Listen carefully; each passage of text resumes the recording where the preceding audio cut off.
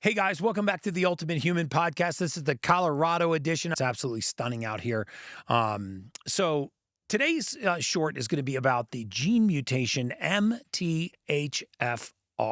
And if it's up on the screen right now, you might be guessing what the nickname is for that gene mutation, but it stands for methylene tetrahydrofolate reductase.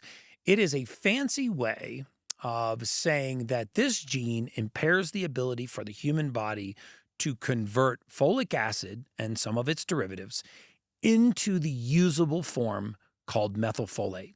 Now, why is that a big deal? Why should you be concerned about it? And what is all the rage about this gene mutation right now? Well, it's one of the most common gene mutations in the world. I mean, some estimates are as high as 44% of the population has the MTHFR gene mutation. So first of all, how would you know that you had MTHFR?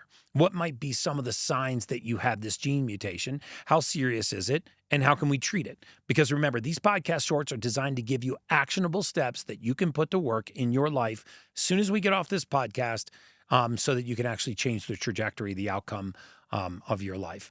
And so this gene mutation, MTHFR, and its ability to impair folate metabolism may not sound like a big deal until you realize that folic acid is actually the most prevalent nutrient in the human diet.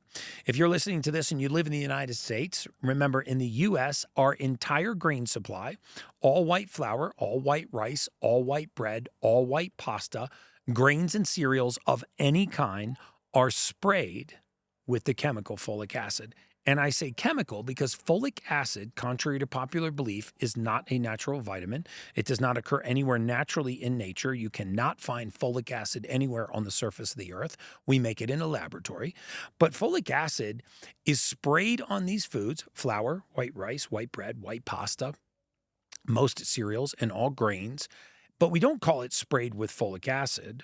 We call it fortified or enriched. So if foods are fortified or enriched, they have been sprayed with the chemical folic acid. Now, for 60+% of the population, this is not a big deal. But for people with this gene mutation, which estimates are as high as 44% of the population, they take in normal or high amounts of folic acid because of the standard American diet. And now all of a sudden they have an overabundance of a nutrient that their body cannot metabolize effectively, and they have a deficiency in what their body needs, which is called methylfolate or 5-methylene tetrahydrofolate, 5-MTHF. And so if you have a deficiency in one nutrient and an excess in another nutrient, how does this create, or how does this exhibit symptoms in the human body so that you might want to get tested for MTHFR? Well, one of the most common is anxiety. It is a type of anxiety that has three characteristics. Number one, you've had it on and off throughout your entire lifetime. Your very first indication that is coming from a gene mutation. Number two, you find it very hard to point to the specific trigger that causes it. Meaning you don't have to be claustrophobic and step on a crowded elevator. You don't have to be afraid of heights and walk to the edge of a 30th floor balcony. You can actually just be driving home from work on an otherwise innocuous day and be overwhelmed by anxiety. So it's very hard to point to the specific trigger that causes it. And the last thing is, if you've tried anti-anxiety medications, usually they do not work. They just make you feel like a zombie. If that sounds like you might have MTHFR. It's not 100%, but you may have the MTHFR gene mutation, and it is absolutely worth getting tested.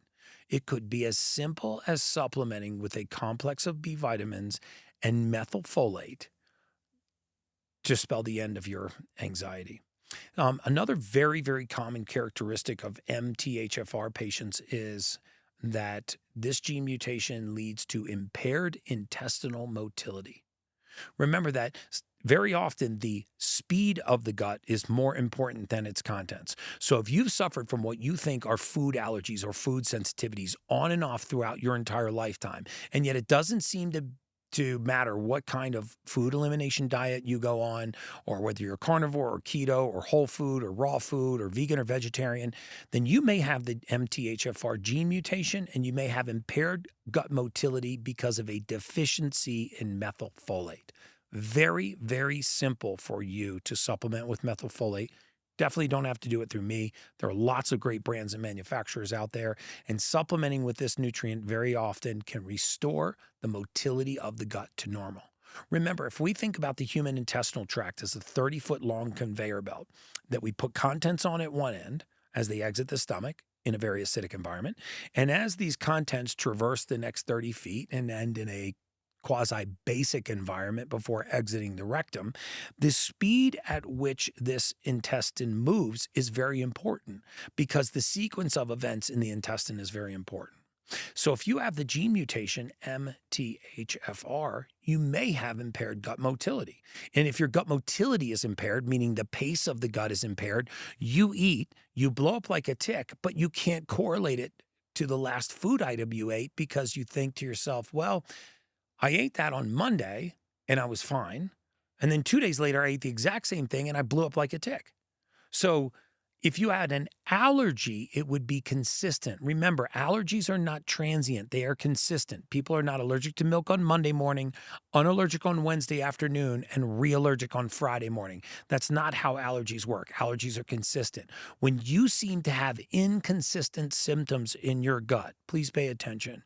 You could have the MTHFR gene mutation and you could be 2 or 3 minor supplements with B complex, a B12 multivitamin, a B12 vitamin, and methylfolate. You could be that far away from fixing those gut issues. Another very common symptom of MTHFR is intermittent gas, bloating, diarrhea, constipation, irritability, or cramping, whether or not you have recently eaten.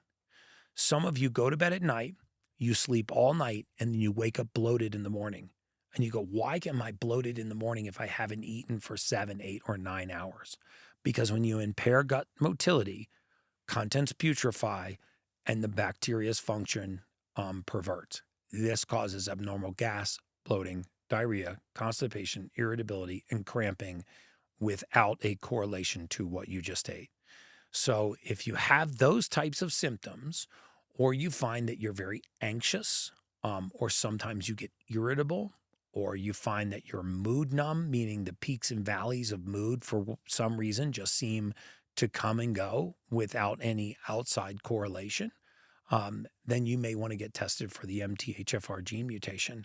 I've personally seen thousands and thousands of patients' lives changed just from simple supplementation after getting an MTHFR genetic mutation test. The last thing I will say is that MTHFR is very early. It's very early in the methylation cycle.